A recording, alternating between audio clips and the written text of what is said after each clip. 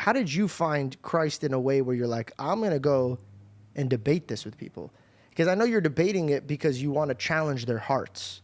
Because I feel like a man could only know who God is when he asks the right questions, or like tries to hear it from a point of view that he wants to hear it from, if that makes any sense. Sure it does.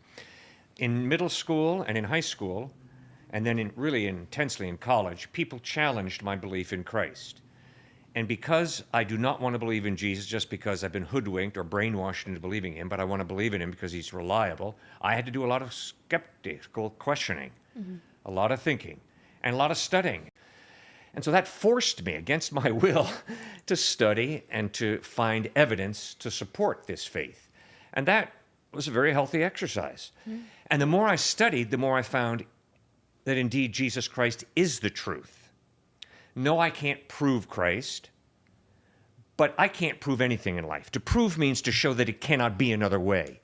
I can't prove to you that I'm not just a bad dream you guys are having right now. Maybe I'm a bad dream you're having right now.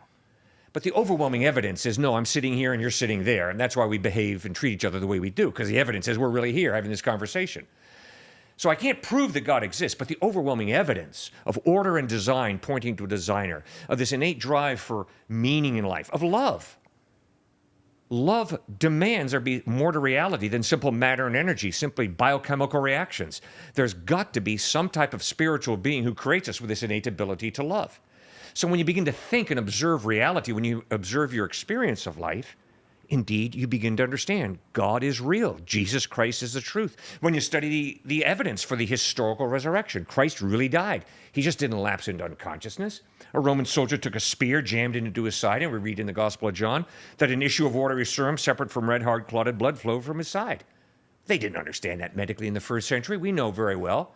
George, please don't stick yourself in the side and have clotted blood flow separated from a watery serum flowing out, because it means heart failure. You're dead. So he really died. And they buried him in a very well-known tomb, the tomb of Joseph of Arimathea. And 3 days later, he rose from the dead, and over a period of 40 days, he appeared to over 500 people.